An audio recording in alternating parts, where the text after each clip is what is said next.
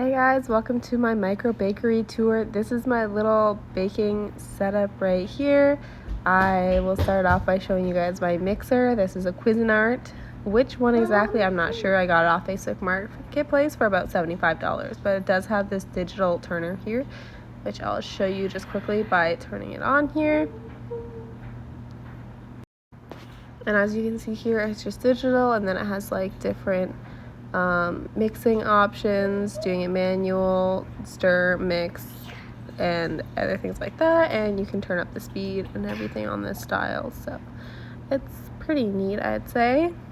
And then coming over here in this top section, I have all my baking utensils, supplies. I have some mixing bowls up here for like letting my dough rise in. And then I have a mixing cup and spoons, measuring spoons, mixing cup, measuring cup.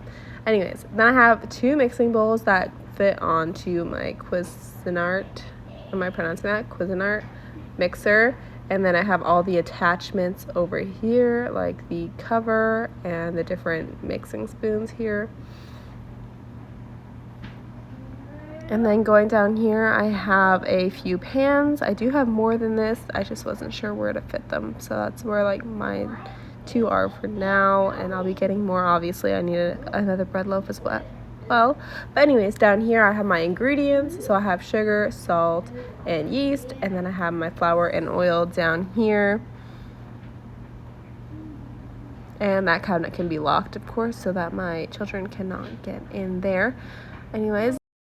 In this little table drawer here, I have my notebook for writing down my orders in, and then my bags that I will be putting the orders in. And that's about it. Hi guys, so I figured since I showed you guys the tour of my little bakery setup over there, I would tell you what I all did to actually be like doing this legally by the books. So I live in Canada, Ontario, so depending on where you live and like what city and everything, you're gonna have to check your local cottage food laws, and that's where I went.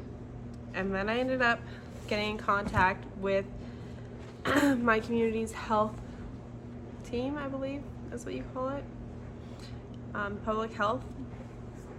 And then, so there's a few things I had to go through with that. So I had to get my food safety certificate. Start Smart. Sorry. Yes, I had to get my food safety certificate. So you can do that online, and it only costs about $33. And it only took me about 6 hours to finish the course and get the certificate. So it's pretty simple, and I feel like anyone could pass it. So yeah, that part was super easy, and then the next part was getting everything I needed to make sure I would pass the inspection. So a few things that I can name off the top of my head right now were I had to have dish soap and paper towels by my sink area, hence the reason I got this paper towel holder that's here. I had to have at least a 2-compartment sink. So if you have like just the like one big sink, like the farm sinks, like that's a no-go.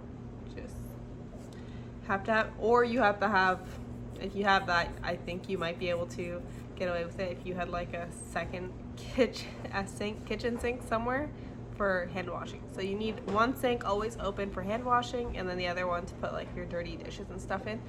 And then while you're washing, you also need the 2 parts. So you can wash and rinse in one sink, and then the second sink, you're gonna have your sanitizing cleaner in that one.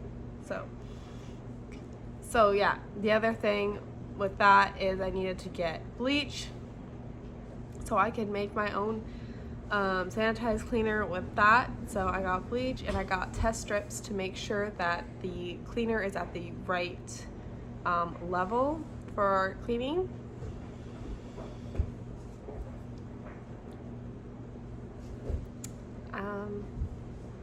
Oh yes, I had to have separate baking ingredients and separate baking utensils and things like that that I keep separate from my regular day home baking from my business baking. So those things had to be separate, which I showed in the video, of course. So I think that's about everything I needed for the inspection. Now, of course, this depends on what you're all baking, because I'm just baking low risk breads, so there wasn't too much that I had to go through. Now, if you're doing something more like cakes, muffins, things where you need like eggs, milk, butter, you're gonna need a separate fridge to also keep all that stuff separate from your regular day use stuff. And your fridge needs to be at a certain temperature, and you need to keep a record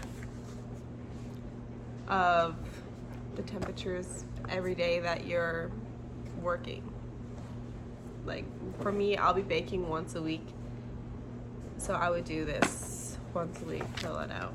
But you know, that might change as my business grows, but for now, that's what it is. All right, and then the other thing was pest control. You have to keep a log of pest control. So, yeah, you can make up your own, or you can use the ones supplied for you. If they supply it for you, you just have to keep a record of what kind of pest control you do. And that's just like, if you have flies, you put up a fly trap. If you have ants, ant trap. Fruit flies, how did you write down how you got rid of that, keeping track of all that stuff. There's one other thing I can let you guys in on is see if your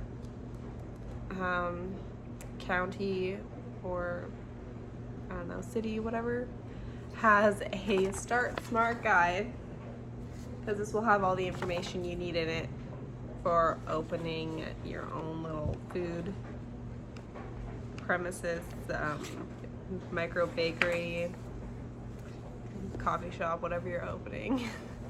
Then there's the inspection, the final part to being able to officially open.